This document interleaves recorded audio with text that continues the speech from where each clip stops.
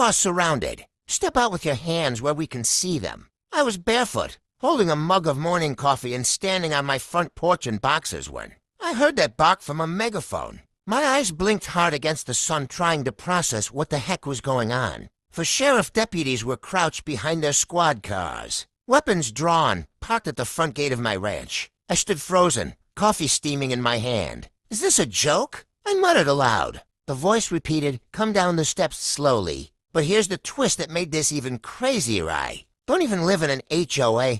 I had spent months making sure of that when I bought this 18-acre ranch. I specifically didn't want any nosy neighbors or some HOA board telling me what kind of fence I could build or if I could paint my barn red. So what in the world were the cops doing here? That's when I saw it. Behind the deputies there, she was a tall woman in a green blouse, arms folded, standing smugly beside a white golf cart with a laminated HOA badge pinned to her collar. Her name was Tammy Grayson, the same HOA president from the neighborhood across the hill, the one whose boundary ends to full blocks before my property begins. She was the one who called the cops, and I was about to find out just how far she'd gone to make my life a living hell. But before I could ask any questions or even put on some pants, 3 officers stormed through my front gate. That was the moment I realized this wasn't just a misunderstanding, this was war. Let me tell you how we got here. My name's Kyle Bennett. I'm 39, former construction engineer turned ranch owner. After I sold my design firm last year,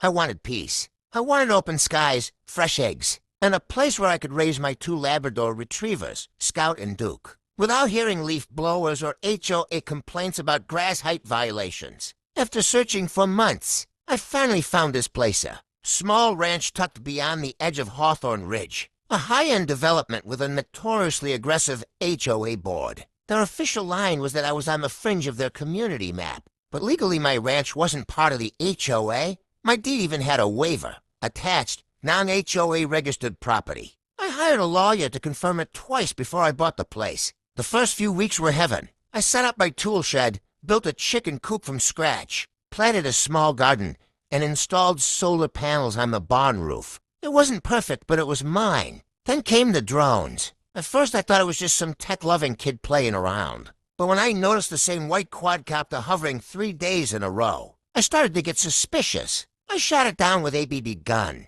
On day 4, that same afternoon, I got a knock on the door. It was Tammy Grayson, blonde bob, clipboard in hand, smile like a Volf in pearls. You must be the new neighbor, she said. I nodded. Kyle, nice to meet you. She didn't shake my hand. We've had several complaints about noise and unauthorized structures on HOA-managed land. I blinked. I'm not part of the HOA. She smiled wider. That's what your realtor told you, I'm sure. I had it legally verified. My lawyer. I'm sure we can work something out. She interrupted. We're all part of a community here. I brought a welcome package. Inside was a list of violations, noise, non-approved building materials, improper fencing, even a notice about livestock exceeding residential tolerance. I have 3 chickens, I said, and a rooster. We heard it. That was my first encounter with Tammy. I didn't respond to the letter. I didn't attend the mandatory orientation she scheduled the next week. And I didn't sign anything she left in my mailbox.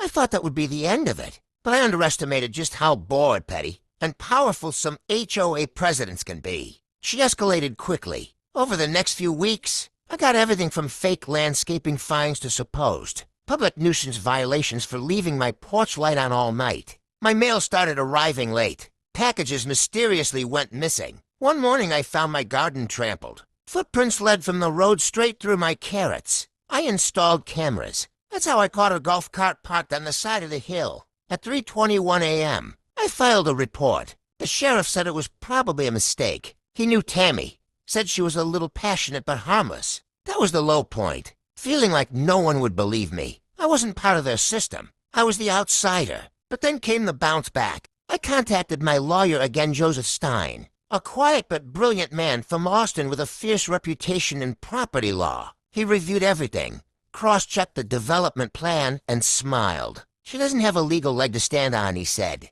But if she's using HOA resources to harass you, we can go after her. We began documenting everything. I built a secure fence, 10 feet tall, with legal-grade signage and motion lights. I posted private property, non-HOA at every entry point. I even put in a dedicated mailbox with a security lock, and I waited. That's when Tammy made her boldest move. She filed a formal complaint with the county, accusing me of erecting commercial structures on regulated residential land. Her claim was that my solar panels and new chicken coop were in violation of HOA aesthetic standards, even though I was clearly not part of the HOA. The county launched an investigation. The sheriff showed up with a courtesy notice. That's how we got to the moment where I stood barefoot in front of a squad cars, looking at deputies with weapons drawn, while Tammy smiled in the background like she was watching her favorite soap opera. And just when I thought it couldn't get worse. Sir, we've received reports that you've been storing illegal equipment in your outbuilding,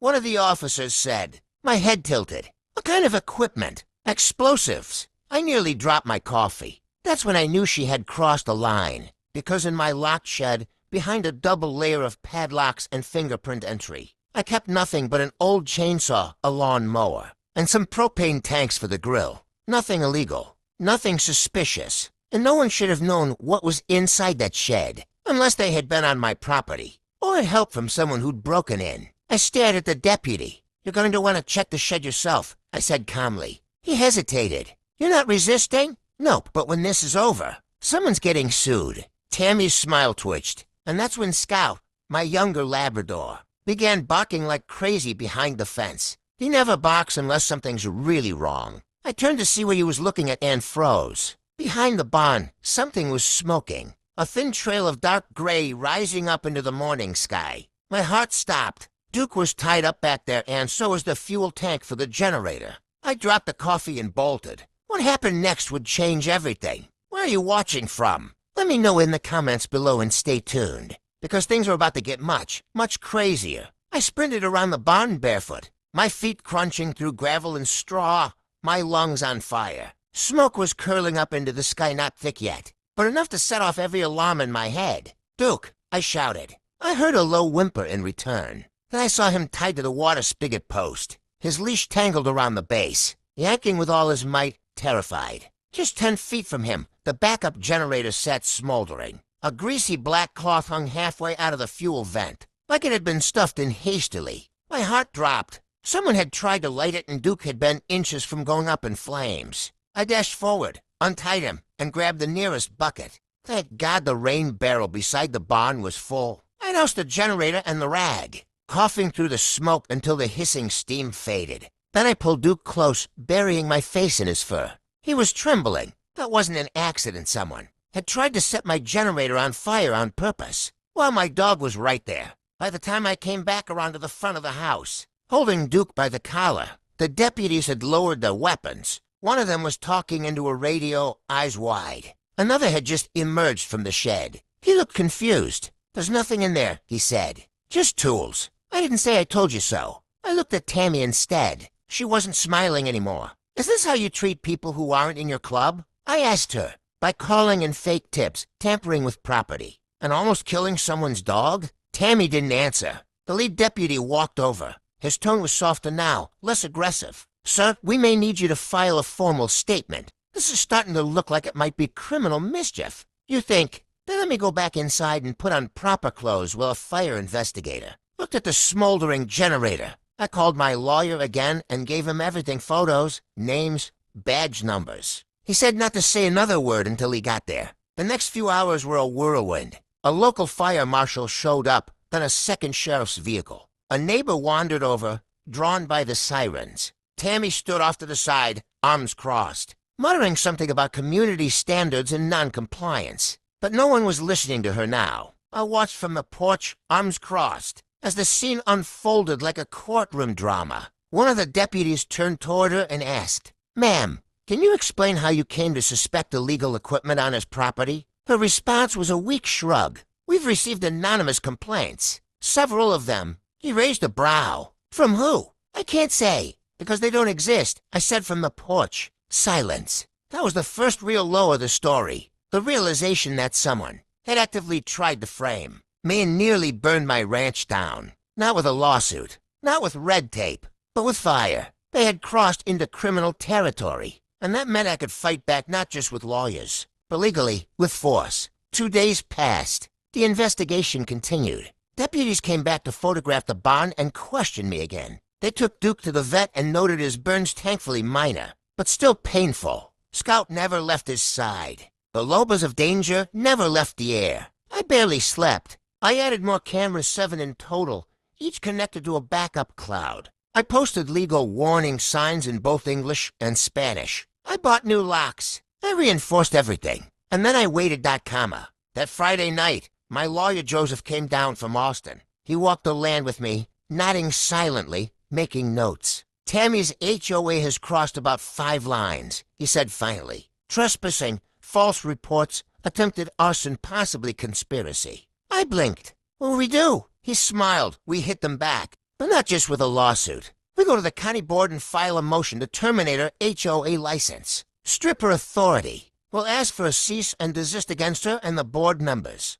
And we'll go public. You've documented everything. Let's make it known. Public how? We'll start with the local press. That same weekend, Joseph drafted a detailed press release. Photos of the burn marks near the generator. Copies of the false complaint letters. Even a screenshot of a text message I'd received a week before. That suddenly made more sense. You're not special just because you have land. Follow the rules or we'll make you. It had been anonymous, but now I had a pretty good idea where it came from. Joseph pitched the story to the Hawthorne Tribune, a local weekly that loved drama, especially HOA drama. By Monday, the front page read, "Man accused by HOA president." But he's not even in the HOA. My inbox exploded. Some emails were supportive. Some were angry. A few came from other people who had also been targeted by Tammy in the past. Turns out I wasn't the only one. The highs were starting to roll in. On Wednesday, a reporter from the Austin American-Statesman called me for a longer interview.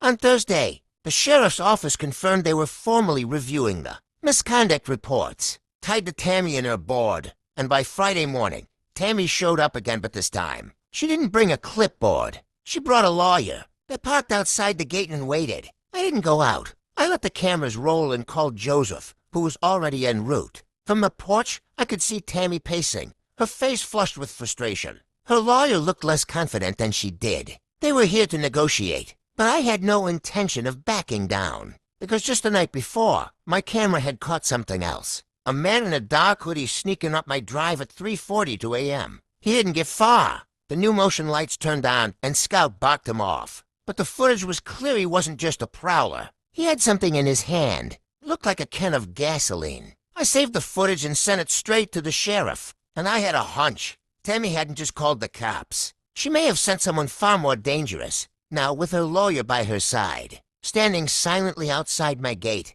I knew the next move would change everything. That's when Joseph pulled up and stepped out of his SUV, suit jacket. Slung over his shoulder, calm, confident, he looked at Tammy, then at her lawyer, and simply said, "You need to leave my client as pressing charges." Tammy's eyes twitched. "You don't know who you're messing with," she hissed. Joseph didn't flinch. "Ma'am, neither do you," the lawyer tried to speak, but Joseph cut him off. "We have evidence. We have police reports. We have a pending arson investigation. I suggest you prepare for court." Then he handed them an envelope, a cease and desist as they turned to leave. Tammy shot me a glare that could burn through steel, but for the first time she looked nervous. She knew this wasn't over, and neither did I, because that night, just as I was locking up the barn, I found something sitting on my porch. It was a small black box. No return address. I picked it up, slowly, heart pounding. Inside was a single note: "You should have stayed quiet. I didn't sleep that night." The black box sat on the kitchen table. Like I was breathing. I couldn't take my eyes off it even after I'd read the note at least 20 times. "You should have stayed quiet." Who would leave that Tammy? Someone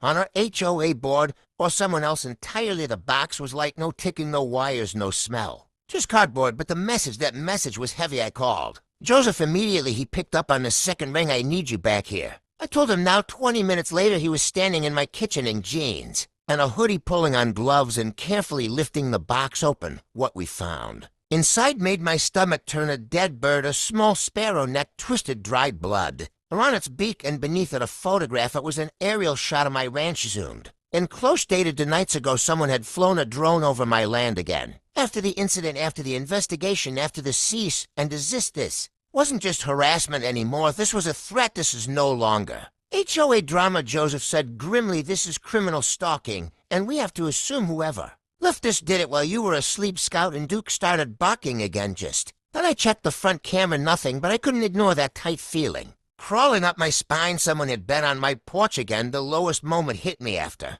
Joseph left, and I was alone in the house, flashlight in one hand, shotgun in. I sat in the dark living room, the dogs curled beside me, listening to the creaks and groans of the old ranch house and wondering if I was safe anymore. I had come here for peace, for quiet, for solitude. Now I had a stalker, a psychotic HOA president, and a half-burned generator, and worst of all, no one had been arrested yet. But the next morning something changed. I got a call from Deputy Ramirez, one of the officers who'd responded during the Shed incident. "Kyle," he said, "we may have something. Can you come down to the station?" I did, and what they showed me nearly knocked the wind out of me. Remember the camera footage? I had sent them with a man in a hoodie sneaking up my drive. Well, they ran the plates on a vehicle that had been caught on a different angle, and older black, as if he parked a few lots down the road, barely visible behind a row of bushes. It was registered to a man named Alan Hennon. Sound familiar? It was Tammy Grayson's cousin and former HOA board member.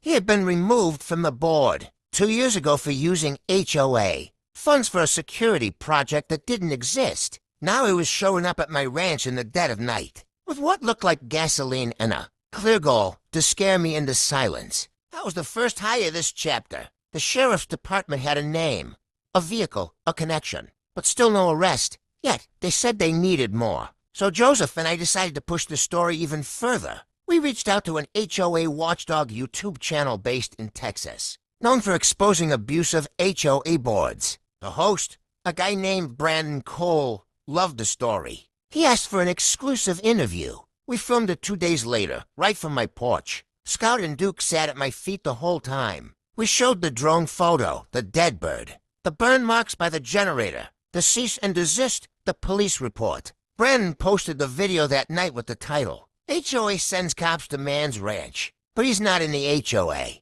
It went viral. Thousands of views in hours. Comments poured in. Former HOA members from all over the country shared their own stories. Some even mentioned Tammy by name. Turns out she had a long history of expanding her boundaries. Tammy once fined a neighbor for parking a tractor on visible land. That neighbor lived 2 miles away, also outside the HOA. She had built a private gate across a county road entrance and tried to enforce. HOA rules out anyone who passed through, even delivery drivers. She had even sued a woman for painting her mailbox blue. That woman was a widow and lived alone. There was a pattern, and now it was unraveling. That weekend, 2 other ranch owners from the area came forward and filed their own complaints. One of them, a guy named Rick Thomas, told me Tammy had threatened to call CPS because his kids were playing, too, loudly near the shared trail behind his land. Rick showed me a letter she had slipped into his mailbox demanding he re-educate his children about noise pollution.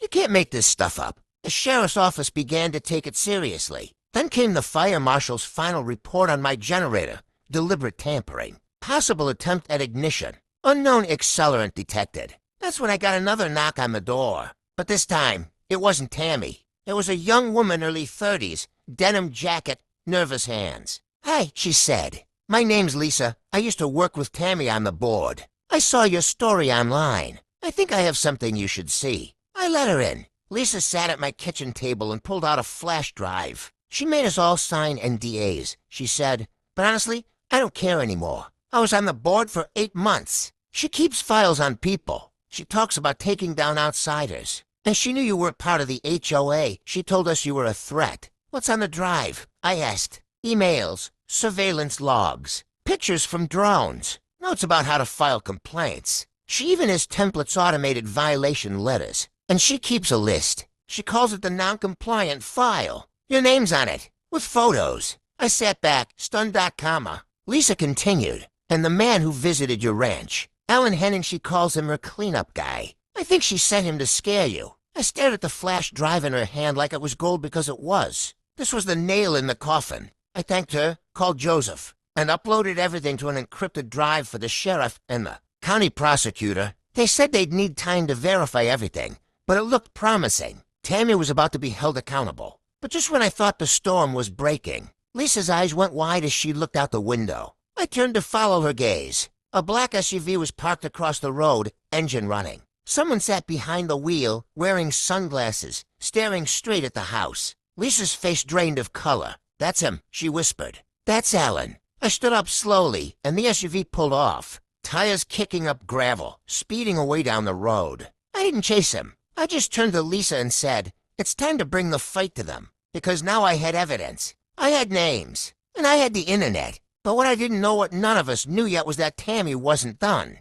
Not by a long shot. Because the next morning, when I went to feed the chickens, the coop door was wide open, and every single bird was gone. The chicken coop was empty, not one feather left. No eggs, no feed scattered around like usual. Just silence, and the wind brushing across the wire fencing. It was as if someone had come in, opened the gate, and swept them away in the dead of night. I stood there in my boots, hands on my hips, heart pounding like a jackhammer. That was 12 birds gone. 2 roosters, 10 hens. They weren't just livestock. They were part of my rhythm, my morning routine, my peace. Now they were gone. Duke sniffed the coop and growled low, pacing. Scout stood near the edge of the fencing, ears perked, body tense. Whoever had done this hadn't just taken chickens. They'd sent a message. I opened the gate slowly and stepped inside the enclosure. There were faint boot prints in the soil near the feed bins, fresh big to sets. One of them had a drag mark, like they were pulling a crate or bag. I snapped photos of everything and called the sheriff again.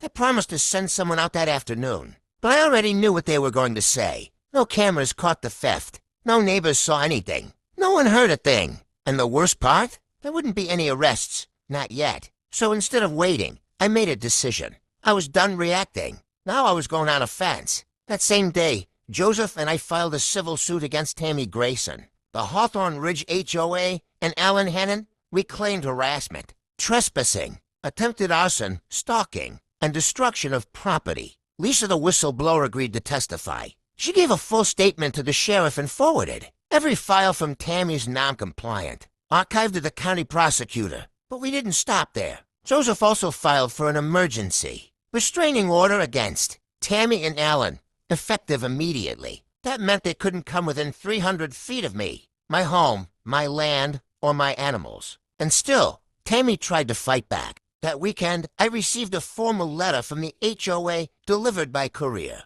It claimed I was now under investigation for endangering the welfare of community members and creating a hostile environment for local board officials. Let me repeat that. They accused me of endangering them. The level of gaslighting would have been laughable if it wasn't so terrifying, so I responded. The only way I knew how to fight back, I called Brandon Cole, the YouTuber. We filmed another video that night. This time, I read the letter aloud on camera. Then I walked viewers through the chicken coop empty, doors swinging in the breeze. I showed them the boot prints, the drone photo, the dead bird, the letter in the black box, everything. The video went live under the title, HOA Escalates. They stole my chickens after I exposed them. It exploded. By the next morning, it had 500,000 views. People were outraged. The comment section flooded with support. That's not an HOA, that's a cartel. She needs to be arrested, like yesterday. I live near Hawthorne Ridge. This doesn't surprise me one bit. Even local news stations began picking it up. That Monday, I got a call from a reporter at Cakes Austin. "Mr. Bennett, we'd like to do a live interview. Can we come to your ranch?" I agreed. When they arrived, reporter, cameraman, news truck and all they caught. Something unexpected. Tammy parked down the road again, watching. The moment the news crew turned their camera in her direction, she peeled off like a bat out of hell, tires squealing, dust clouds trailing behind her. It was over for her now. Or at least, that's what I thought, until the next extreme thing happened. Tuesday morning, I got a call from Rick Thomas, the other rancher who had filed a complaint. "Kyle," he said, panic in his voice, "you need to check your boundaries." "What happened?" "My wife just found something by our fence. A box, like yours. Same handwriting." My stomach dropped. "They left you one too?" "Yeah, and inside." He paused. "They put a photo of your house." I was speechless. "They're threatening you." "On my property." I finally said. "Looks like it." Rick sent me a picture of the note. It read, "You're next if you keep helping him." That was the turning point. Because now Tammy's campaign wasn't just about me. She was targeting anyone who stood with me.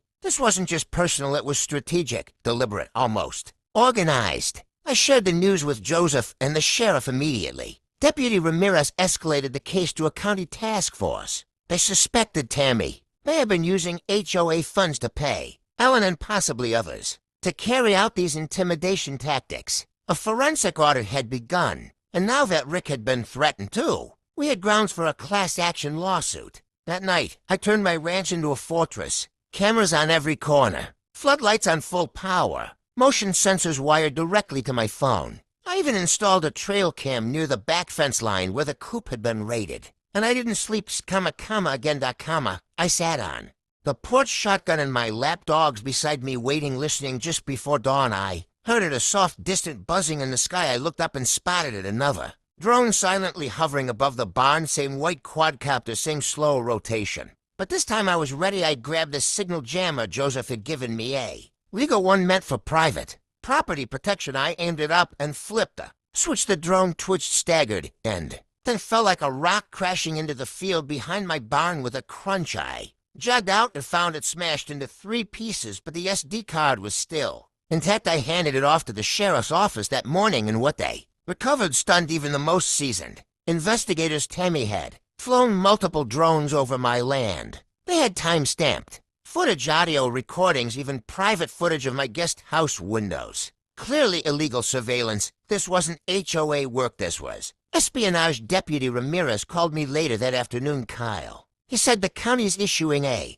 search warrant. We're raiding her office tomorrow. I exhaled for the first time in days. I had hoped we'd get here, but never thought it would happen so fast. I stood in the middle of my field, watching the sky, wondering if Tammy knew what was coming, wondering if she'd finally give up. But I should have known better, because later that night my gate was left open and someone broke into the barn. They didn't steal anything. They left something instead. A single photo tape to the inside of the door. It was me asleep on the porch, taken from less than 10 feet away. I stared at the photo. For a long time there I was slumped in my porch chair, shotgun across my lap, one hand draped over Duke's back. The photo had been taken from so close I could see the reflection of the porch light in my coffee mug, and I had no idea someone was there. That meant whoever took it had stepped onto my porch, walked past my cameras, past the motion lights, past my dogs. The barn door creaked slightly behind me from the wind, but it sounded not like someone breathing. I took the photo down and turned it over. Nothing written on the back this time, just a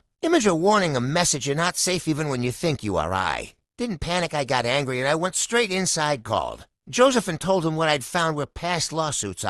Tammy's people crossed into full criminal territory. Joseph didn't argue. I already spoke to the county prosecutor. The raid on Tammy's office is approved 6 a.m. sharp. I'll text you when it starts. I didn't sleep. At 5:58 a.m. Joseph texted one word: it's on. By 6:05, I was watching live footage streamed from a news chopper circling above Hawthorne Ridge HOA headquarters. County deputies in tactical gear moved in as if serving a warrant on a gang hideout, and in a way, they were. By 6:15, Tammy was in handcuffs, her pearl necklace crooked, shoes mismatched, and for once, no smug look. The raid uncovered everything: drones, burner phones, a secret database Lisa warned us about, photos, maps, schedules, even misappropriated HOA funds funneled into private accounts. Tammy had created a fake community surveillance initiative and hired consultants to do her dirty work under the guise of neighborhood safety enforcement.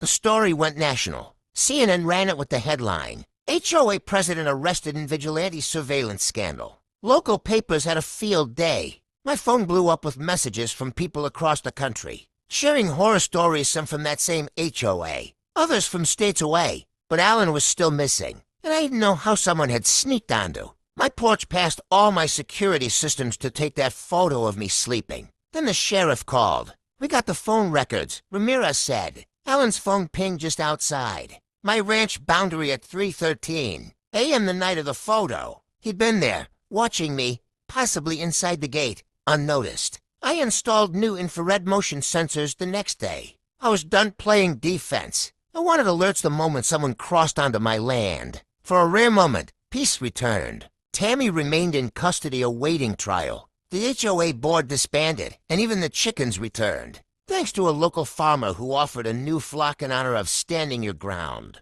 But then, a plain white envelope arrived, no return address. Inside, a single page printed in block font. You're not finished. You're just first. Behind it was a hand-drawn map marking 5 properties near mine, all outside the HOA with a red X over mine. This wasn't just about Tammy. Others were involved and still out there. I realized Tammy was only the queen on the board. Someone else was moving the pieces, and I was still in the game. I visited the marked properties one by one, a foreclosed goat farm, an animal rescue rancher who'd been targeted with poison and harassment, an abandoned burned barn, and a cottage whose owner had refused to sell and suffered fires and outages. Each had been pressured or attacked by Tammy's group. The last visit ended with a chilling note nailed to a tree. He wouldn't move. He wouldn't sell, so we made him disappear. No signature. A date 3 days from now. On that day, I prepped for a siege. All cameras sensed, sensors tested, flashlights ready, Joseph and others on standby. At night, motion detected a figure marking my fence with red tags survey-like flags. When I confronted her, a woman in black smiled coldly and warned. You think Tammy was the end? She left behind a flash drive and letter. Tammy was phase 1 of LEAP, land expansion and acquisition. Project a privately funded group buying influence in HOAs to push people off their land for development projects. Tammy was local leadership, Ellen a fixer, and the woman on my fence a higher-up. They were ruthless. The county and state launched a full investigation. News broke coast to coast. I testified in hearings alongside others. Ellen was arrested trying to flee. Tammy took a plea deal and flipped. 6 months later, the ranch is quiet again. Chickens, solar panels, dogs playing. But I never let my guard down. Cameras and alerts stay on. Every night, I check the gate not because I'm scared, but because I know how close I came to losing everything. To anyone watching or listening, if someone knocks to buy you out, if your mail goes missing, if drones buzz your garden, if they say you don't belong, stand your ground. Peace is something you fight for, especially when it's yours.